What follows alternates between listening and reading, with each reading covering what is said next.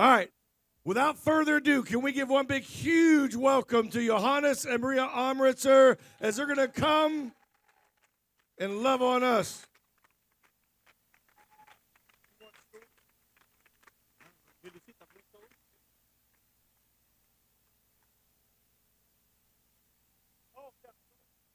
I introduced them too early. Oh, my goodness.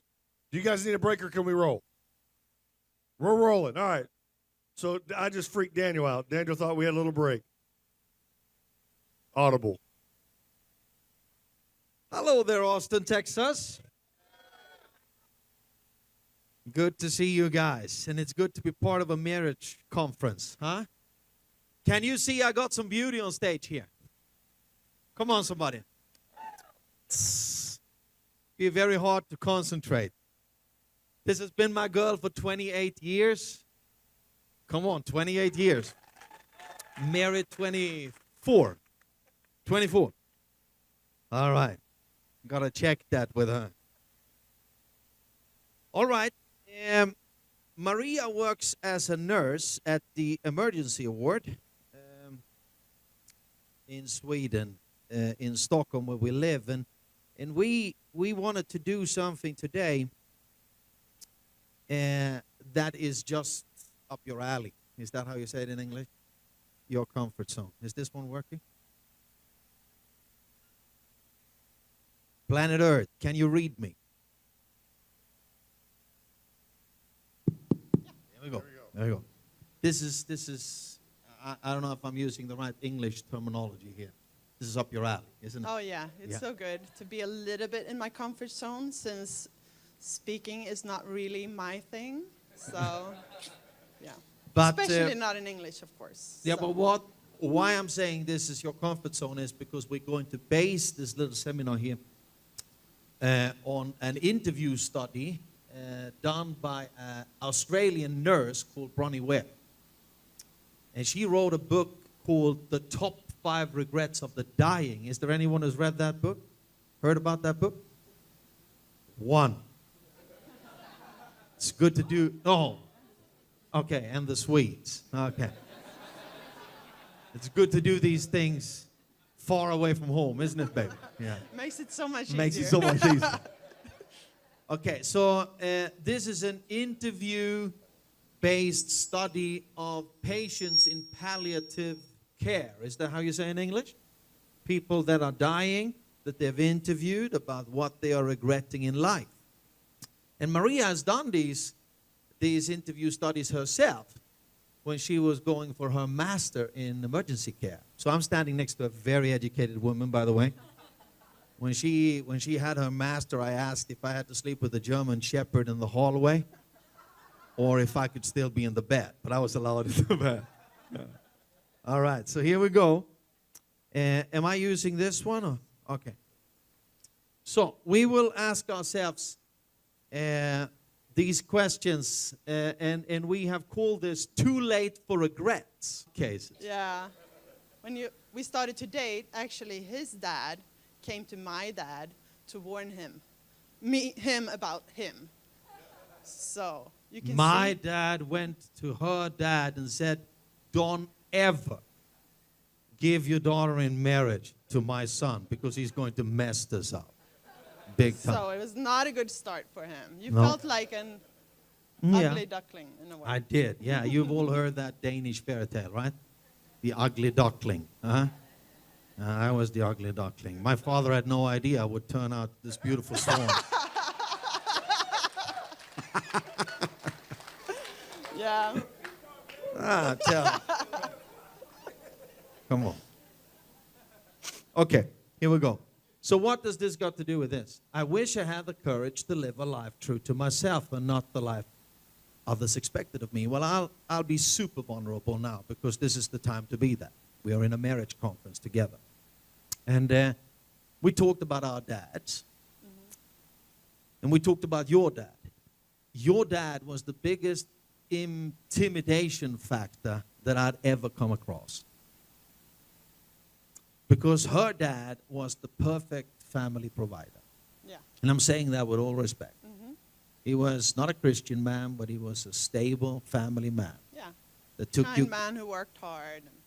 saved for his kids. Took you guys on vacations to the French Riviera. Yeah. Come on, somebody. I went to Denmark, you know? And her dad, he really intimidated me. And when I was to ask Maria to marry me, I was poor as poor can be. If you have never met me before, I'm the true ghetto rat in every sense. I had 22 addresses before I turned 18. Mama living with drug addicts and drug dealers, and daddy in and out of prison.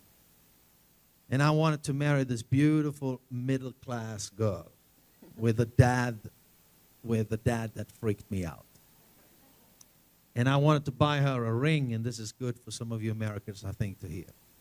I asked Maria to marry me with a ring that costed $130. Because that's all I had. And I remember your mama said, "Oh, that's such a cute ring." Yeah. My And mama I knew. always loved him, though. Oh, yeah. She was a Christian, and she saw, him being changed and what God really did in his life. So we had her on our side, which was awesome. I had her in my ring corner. Yeah, you did. Okay. So why are we saying this? Because I could never live the life of my father-in-law. That was impossible. Yeah. And it was impossible for us to live the lives of other Christian pastors and what they expected of us. I remember starting out as a pastor, I had all the wrong interests or passions. I loved... You tried. You even bought golf clubs. I did, baby. He really tried. It didn't work, though. It didn't work out. He kept on hunting, fishing. Hunting, fishing, professional boxing, those things. And everyone told me, you should be a little more soft. You should be a little more, sophisticated. And I like to kill when I relaxed. And me on my end, Johannes was really strong preacher already when we got married. So I wanted to be more spiritual and be more the way I was not. I'm not a preacher. So it took a while before we kind of I found what my place was, what I was supposed to be, and you find your place. Yeah, we were the lizards from the Proverbs, or at least me, that got to live in a palace. You heard about the lizard in the Proverbs, chapter 30. He brought us from nothing, and he lifted us into a palace. And when we started to live our lives, we were intimidated by a lot of stuff in the beginning. I remember you wanted to have this nice home, and Yeah. I was kind of happy with us just in a sleeping bag. Yeah. And that's really, to me, it was, I had this. Tell them about the yellow couch. The yellow couch. Yeah, I was already nurse, so I got my first paychecks. And, I felt so rich. And after like 3-4 months, we've gathered some money. And I really, really wanted, this was in 97. So the thing We've been that married was, 3 years. yeah, that was top notch right then was a yellow leather couch. That was what I wanted. I know it So- doesn't sound like anything right now. So we went to the furniture store and we sat there in the couch. And it costed like $3,000. And I wondered what kind of a... You were Can kind. I You just said- say like I said it then? Baby, this is kind of a... No, I shouldn't say No, it. you shouldn't say it. But, he was sitting there. He was kind, taking the day with me, finding a nice couch. But then when we were sitting there deciding if we should get it or not, he said, "Is this really us?" I felt like this couch is a brat's couch. Yeah. Doesn't belong in our apartment. And you said, "Aren't we the adventurous type?" Aren't And we I'm the like, backpackers? Yeah, baby? maybe. Come on. Shouldn't we go coast to coast in the U.S. instead? And we're like, yeah, let's do it. So we said, to hell with the couch. Let's go coast to coast in America. I'm so happy we didn't get that couch. It was so expensive, we would have had it all still. So. A yellow leather couch, it's like. So why are we telling you this? Because we had courage from the beginning to live the life that was true to us Yeah. and not to someone else. We never wanted the fancy home or the nice leather couch. We wanted the adventure because that was us. Yeah. You were a backpacker girl. Yeah, I learned how to be because I never realized you could live like this. But, you know, you showed me, and I fell in love with traveling, and that was all the things we wanted And when to I do. asked you to marry me, I said, baby, I'll never, ever give you a car. I'll never buy a house. But I'll make you happy in a sleeping bag traveling the world. And I've been, yeah. I mean, we still remember that trip. Do you know, remember? It's like, Do you remember that hotel room in Turkey? oh, yeah, that was awesome.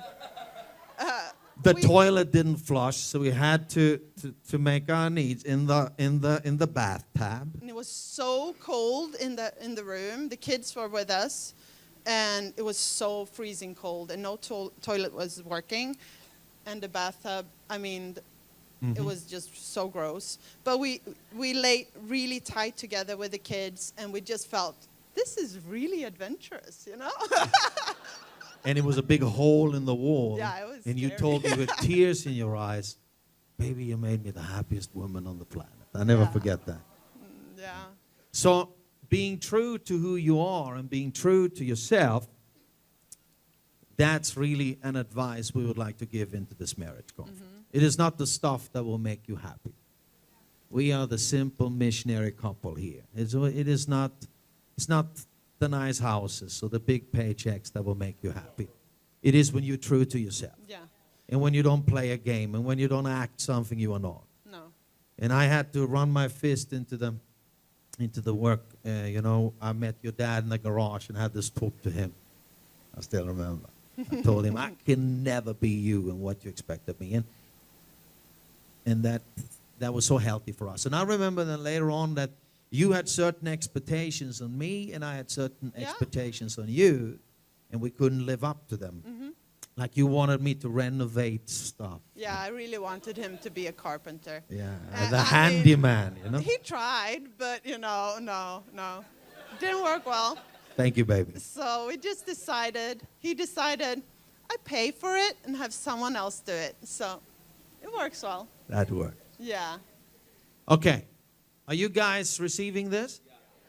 You are not going to lay in a bed at a senior citizens home, 87 years old, regretting that you were not true to yourself and that you didn't have the courage to live the life you wanted to live. And with that said, we want to say, if a home is your biggest dream, Yeah. then go for it. Yeah. You hear me? If this or that is your biggest dream that is not ours, go for it. But we would like to say to all of you here, and especially when we are in America where you got so much, this is not what makes you happy. It is that you're true to yourself. And there's a lot to be said right here at this point. I remember I thought you wanted fancy dinners and date nights with white, you know, tables and candelabras and all that. And it took me a long time to find out what you really wanted. What was it? Yeah, I don't care about that. I don't care about flowers, nothing like that. You know, it's more like time together. That's the important thing.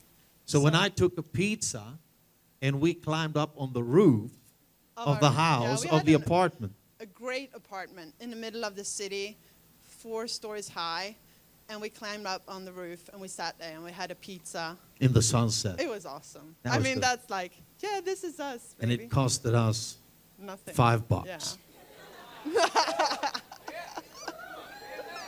Hallelujah. Yeah. You're the lowest maintenance girl I know. And I love you for it, baby. All right. I wish I had the courage to live a life true to myself and not the life others expected of me. And listen, you are not to live your life according to what your father-in-law expects of you or your mother-in-law expects of you or what relatives expect of you. You do as much as you want in your yard or in your, you know, you're not living because of the neighbors. Are you hearing me? You're not driving around a nice car just because the others have a nice car and so on and so on. And you're not trying to be someone that you are not just because someone else is expecting that of you. Be true to yourself. All right? I just have to finish with saying Okay. what my dad said like 5 years ago. He told Johannes and he said, Oh, it's of longer, course. baby. It's long ago. 10 years ago? Oh, yeah. Yeah, he said, of course everyone wants to travel around the world, but it's just not how it works. And we're like, well, we've been doing it. He's been doing it for like 20 years. So, It works. yeah. He's starting to realize it actually works. It works. All right. This was the second one of the top 5 regrets of the dying. I wish I had not worked so hard. And the majority of all men said this, far more than the women, that I wish I had not spent so much time at work. And I can agree with that. I mean, we've been married 24 years and our kids are becoming adults now. I wrote down, we figured out from 2001 to 2008, especially those years there, those 7 years, they are just a blur to me. They are a blur to me. I can't even remember the details of those years because I worked like a dog. And we all have these seasons and these times. We were building a huge church at that time. We were in the building project to build a church that could seat 1,100 people and with youth facility and kids facility. And I was co-pastoring and I was running SOS with all of our festivals, and we were having a large Bible school, and the kids were small. And I felt, intense. it was super intense. I went up 4:30 in the morning and stopped working at 11 o'clock at night and did that 6 days a week. And I really regret some of those years there. It was just the grace of God that.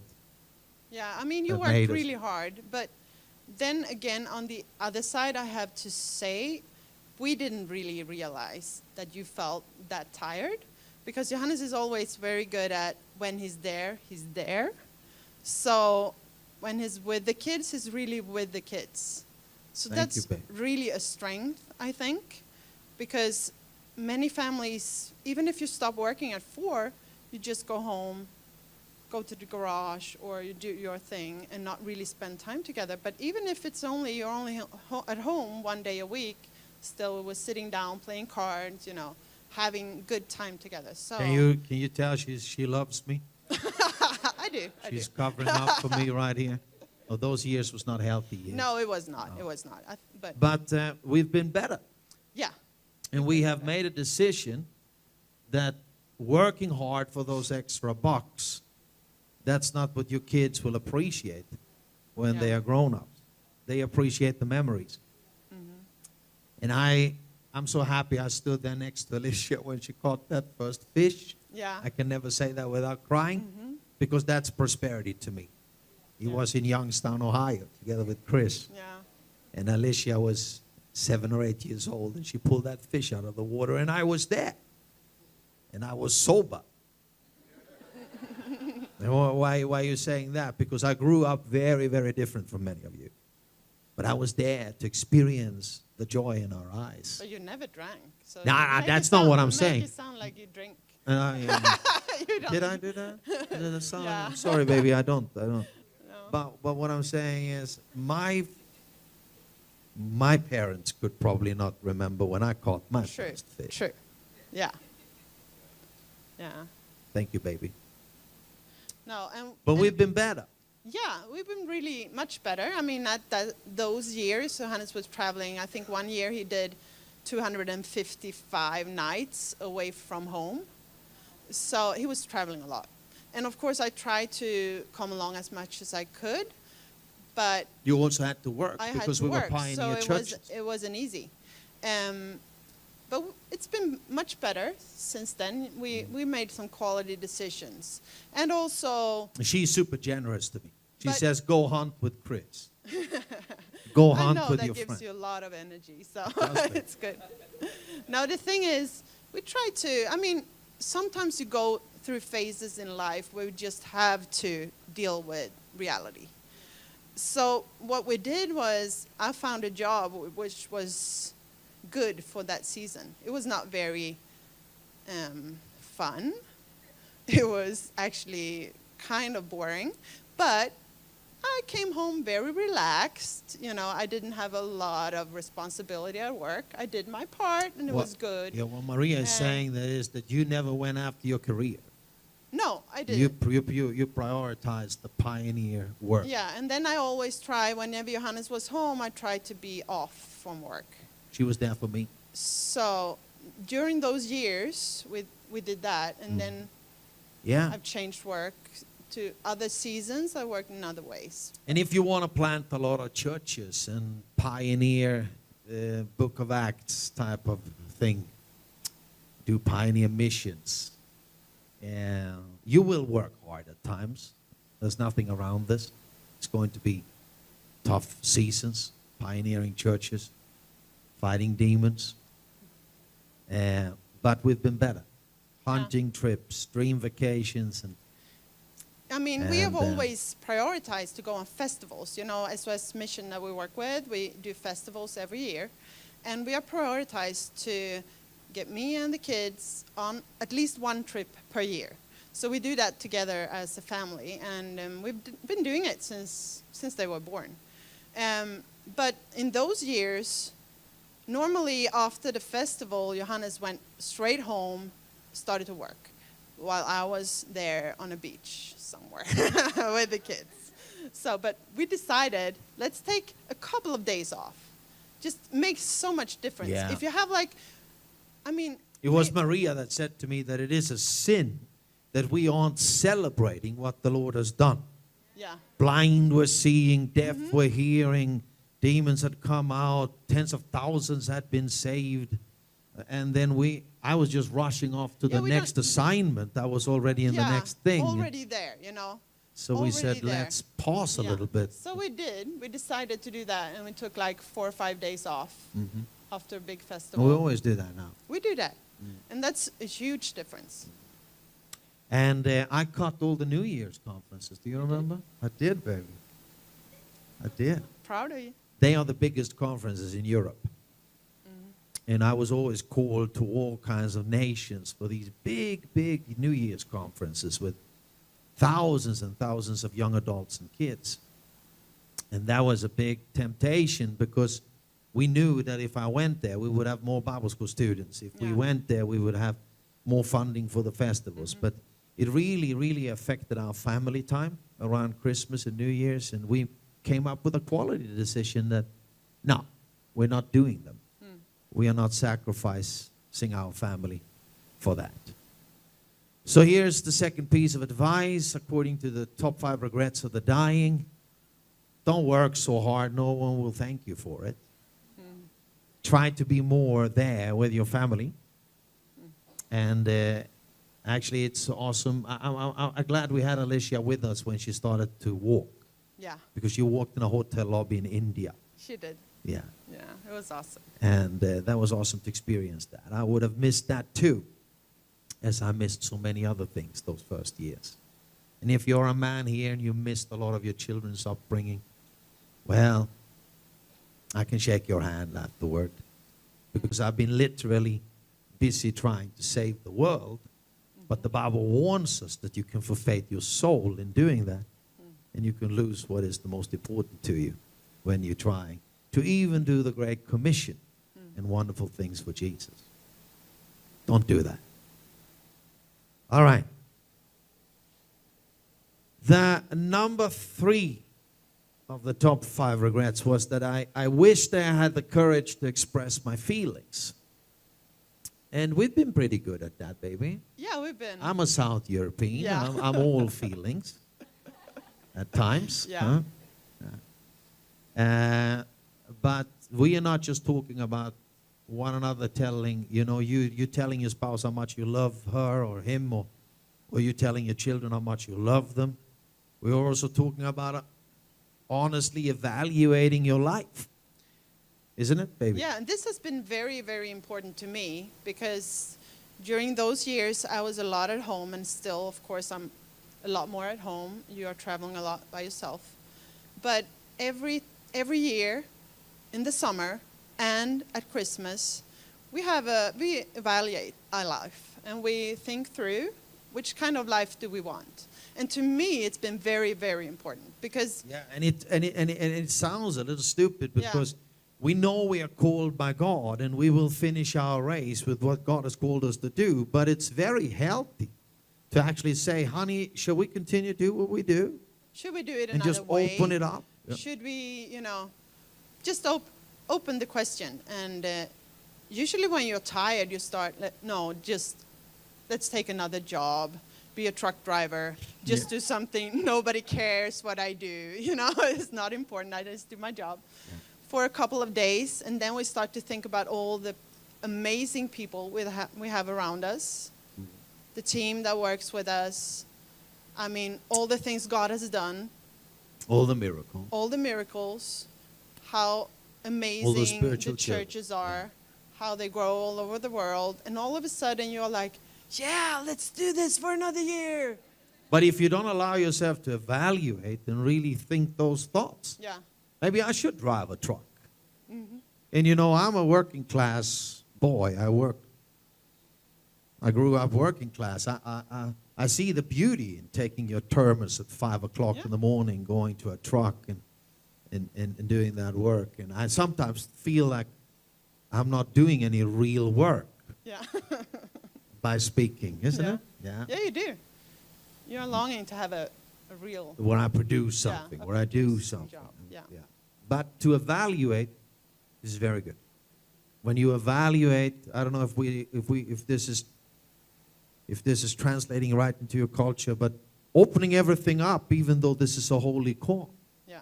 and say, baby, if we are not happy doing what we do, I'll put that all on the altar because you are the most important thing to me.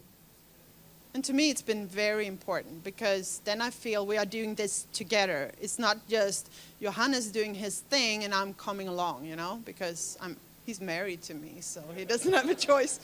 But because we evaluate like this, we make new decisions. Okay, should I change my job? Should we do it another way? It's been very important.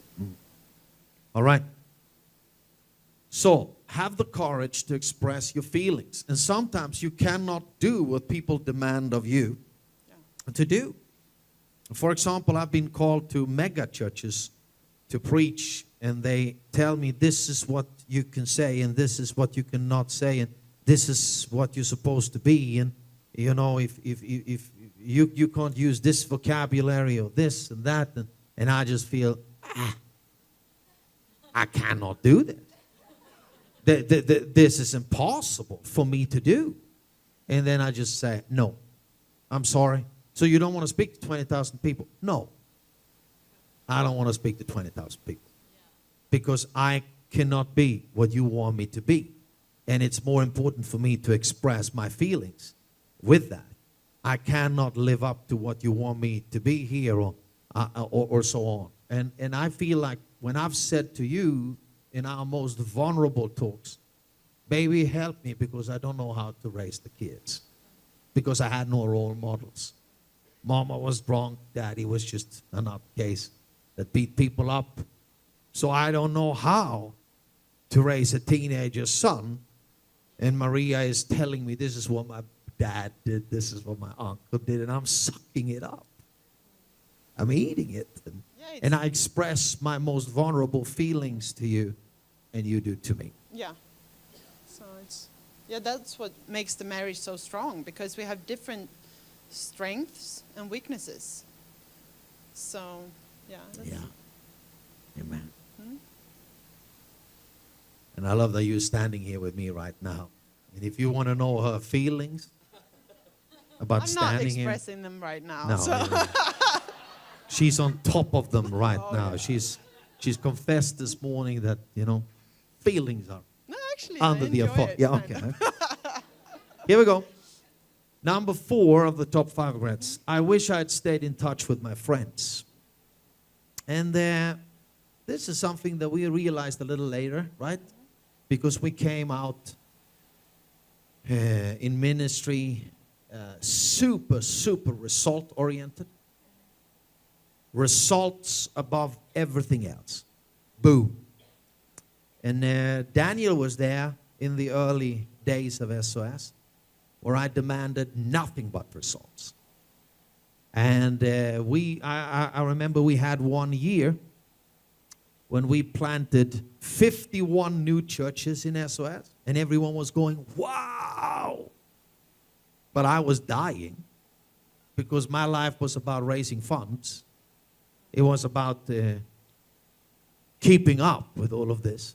And I'll never do it again because I will lose my marriage in planting so many churches, and I will lose my sanity running ministry like that, and so on. So what are we saying? Well, sometimes it's probably better to lower the standards a little bit and not be so effective.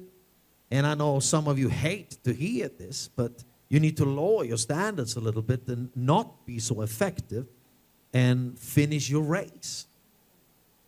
And when we came to the conclusion that we will spend time with friends that not drain us, friends that we are not counseling, but friends that we can laugh together with, that we are peers with, that is giving us energy, that made such a huge difference in our lives. And that's why in this point, we really want to take some time and honor Chris and Melissa, because they have been some of those friends in our lives where I feel when I'm together with Chris, when I'm together with Melissa, and we're together, I don't have to watch my words. I will not be judged for what I say. They will not even remember half of the stuff I'm saying. Not because we're drunk. No. And let me say that again. All right. Are you getting this? I wish I stayed in touch with my friends. And sometimes we have underestimated this about friends. Friends is very important. It's very easy just to give time to the people that demands it, especially when you're in ministry. Say something about that, baby. Sometimes it's hard to. You can give so much time to a person that just needs more time. Those that screams the loudest. Yeah, they want to have a full day, and then when you leave there, they say, "Oh, let's meet tomorrow again," and then in the weekend, and then we can do vacation together, and then it's not that you don't like it, but it's not possible, and still they feel like you don't spend enough time with them, and then you have some people that are really, really friends, and you can meet them like once a year, and you just keep on going where you left off last time, and you just get so much together, and you make each other stronger. So, baby, you're amazing up here. You should be my here. English is just It's my Swinglish. baby, let me Sorry. say it. It's flawless. Oh, thank you. Okay, here we go. I wish that I had let myself be happier. That would be our last one of the top 5 regrets. My relatives were not good at many things. We don't very often quote them, but they were good at this. And if there is something that I take with me from my non-Christian relatives and my beer-drinking cousins in South Austria, it is that they knew how to have a good time. Are you here? Oh, yeah. They were playing cards and shouting around and screaming and laughing and just having a good time. And we have said to ourselves that we need to not be so serious all the time, but allow ourselves to take life a little more easy and be happier and laugh more. Isn't it, baby? Yeah. Something you want to add? My mom, she has been saying this to us from I was a child. Yeah, we want to end with this beautiful scripture that is your scripture, baby. Oh, okay. Yeah, I'm going to let's read do it? that. Yeah. No, Deuteronomy 30:19. This day I call the heavens and the earth as witness against you that I've set before you life and death, blessings and curses. Choose life so that you and your children may live. This is Maria's scripture. Yeah. Come on, baby, tell us. Yeah. Preach. Yeah, my mom, she always told that to us. You choose. Which life do you want? You choose now. You choose if you should be nagging each other or if you should misinterpret everything he says, or you should